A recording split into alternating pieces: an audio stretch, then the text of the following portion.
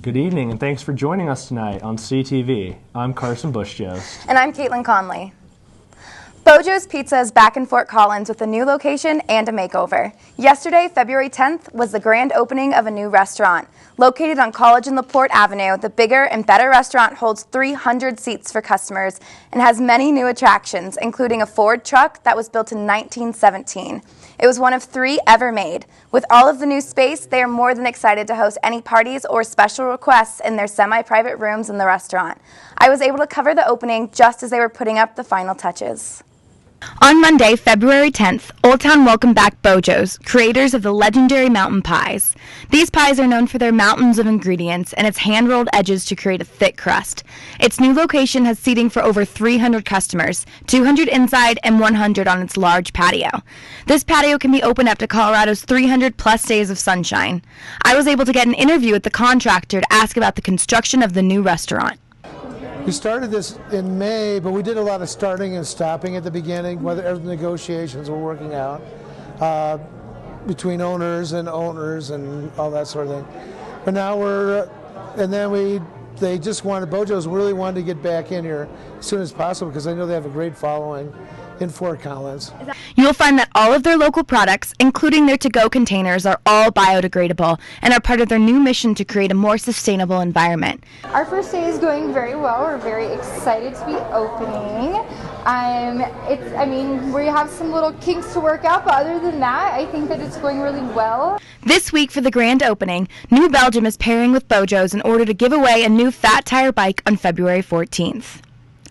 Inside, you will also find a fully restored 1917 Ford Model T truck, only one of 3 made that year, and only one of 2 left in the entire country. This new truck is painted with the Beaujos symbol and can be seen near the back of the new and improved restaurant.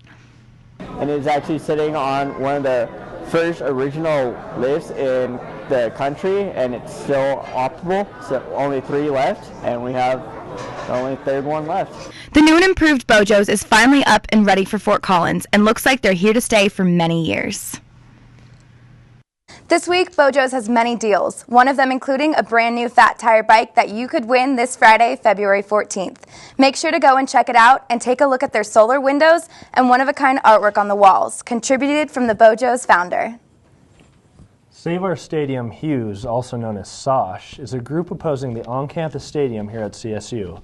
SOSH gathered 10,000 signatures in Fort Collins last summer and into the fall to stop construction of the on-campus stadium. Despite hearing the opposition by residents, CSU moved forward in design and development. ASCSU conducted a survey in October showing that 67% of students opposed a new stadium because of the financial, economic, and environmental impact a new stadium could have. There's an online petition at petitions.moveon.org if you want to sign it in the effort of saving Hughes Stadium.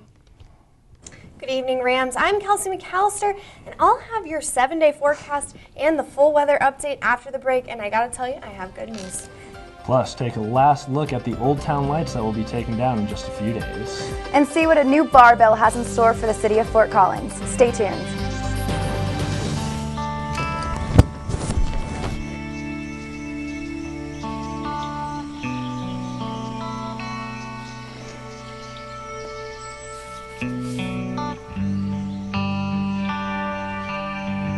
This is the moment I knew. His future had no boundaries. There are some moments only the forest can inspire. Find yours at discovertheforest.org. Welcome back, Rams. I'm Kelsey McAllister with your Tuesday weather forecast. Well, currently we are seeing temperatures hovering right at that freezing point, but it does feel about 26 degrees due to that wind blowing out of the west-northwest. Now, today we did see some nice temperatures compared to what we've seen over the past couple of days.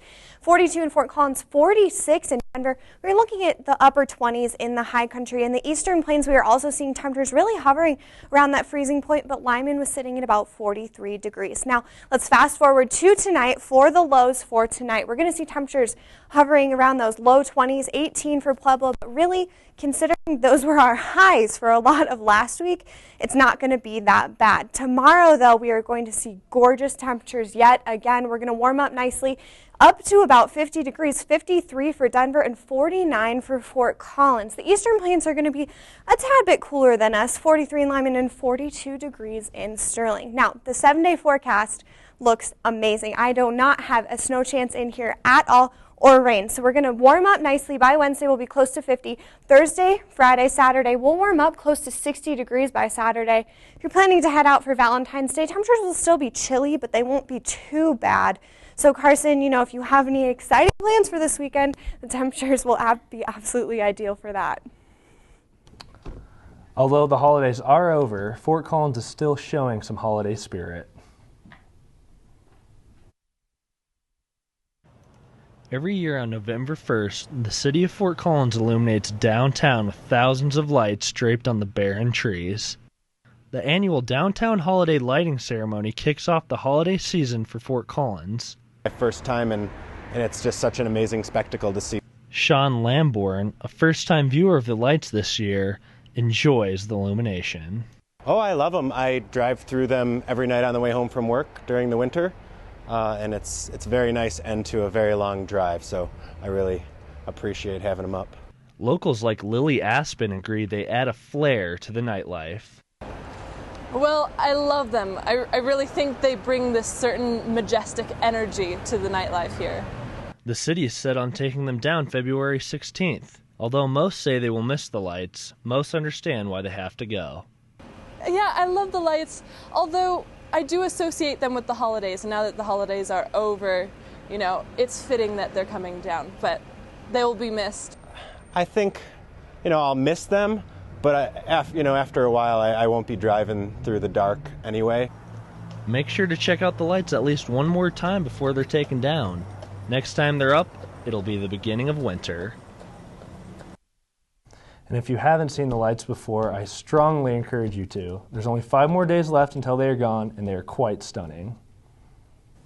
Back in 1870, the Colorado Morrill Act established the State Agriculture College in Fort Collins. Today marks 144 years since the institution began, which in later years became CSU. CSU began its birthday celebrations today at exactly 1:44 this afternoon at Newton's Corner Pizza for cookies, bookmarks, a birthday card signing, and a performance by the CSU Pep Band. There will also be a birthday party for Cam the Ram this coming Saturday at 10 a.m. at the CSU Rec Center. Following up a story from last week, CTV reporter Meg Dudenhafer has an inside look at a new bar bill that could keep bars open past last call and how this could be beneficial for law enforcement. We talked to local bar owners in Fort Collins to hear their thoughts on staying open past 2 a.m. Trailhead's general manager, Bob Pisher, has been in the business for 25 years and doesn't feel staying open later will help the problem. And I think if they increase it to 4 or 4:30, you're just going to have the same problems you had at 2 o'clock as opposed to, or at 4:30 as opposed to you had at 2 o'clock in the morning. There'll still be trouble getting people out of the bar. There'll still be people getting mugged. Overall, I don't think it's a very good idea, and I don't think we would do it here. Owner Jennifer Seiwald of Scrumpy's has been serving up hard cider since May, and she says she likes closing at midnight and offers a new perspective on the bill. It seems like maybe it would be a better idea still if it were staggered and we change it all around completely. Seiwald hopes Fort Collins won't see that kind of violence where lengthening bar hours would be necessary. Maybe had some people where their licenses were different that closed at midnight, 1, 2, 3, and making things go, and I've heard potentially like 4 o'clock. That's just awfully late, and it seems like it's asking for an awful lot of problems.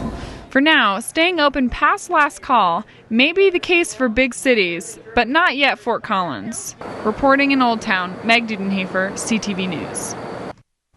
Current law prohibits selling alcohol between the hours of 2 and 7, and this bill will allow bar owners to set hours at their own discretion. Coming up after the break, we see what talented singer sung her way to $5,000 scholarship. And we will be joined by our sports anchor for the latest in CSU sports and the Olympics.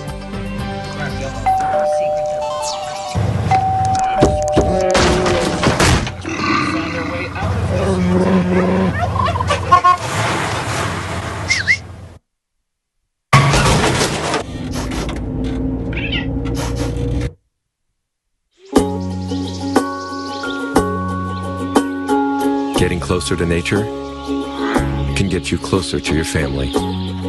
Go to discovertheforest.org. A talented voice sung her way to a scholarship this past Saturday. CTV reporter Elizabeth Ruiz got an inside look. $5,000 is the grand scholarship vocal students competed for at CSU's 10th annual vocal competition last Saturday.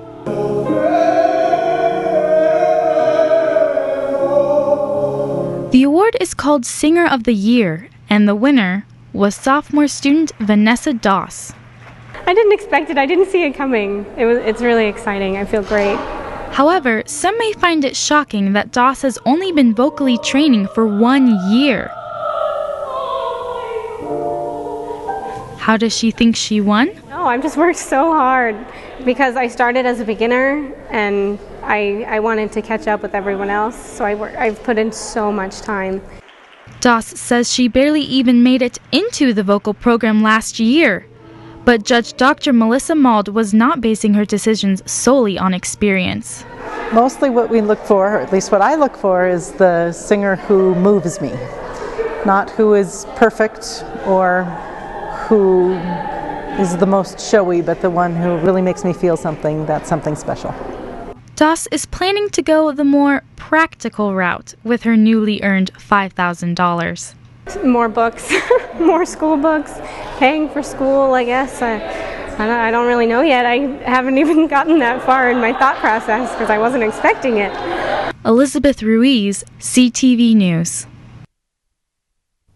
If you wish to see more of CSU's best musicians, you can attend the concerto competition for instrumentalists at the UCA tomorrow evening. And we are now joined by our sports anchor, Elizabeth Prosy. Good evening, Caitlin and Carson. Good evening. It's back to Pittsburgh for former Steelers linebacker Joey Porter. He was added as a Steelers defense assistant Tuesday after working with the Colorado State coaching staff this past year. We wish him well. And the 2014 Winter Olympics are underway in Sochi, Russia, with a record number of 88 nations participating. Competition kicked off Saturday with the inauguration of a new event, slopestyle snowboarding. Sage Cottenberg from the United States beat out Canadian favorite Mark McMorris to win the gold medal. On the women's side, Jamie Anderson also took home the gold to give Team USA a clean sweep in this new Olympic event. On the ice, the American figure skating team won a bronze medal behind Team Russia and Team Canada. The team figure skating event combined men's skating, women's skating, pairs, and ice dance. Also skating well on the ice is the U.S. women's hockey team. They defeated Finland 3-1 before dominating Switzerland 9-0.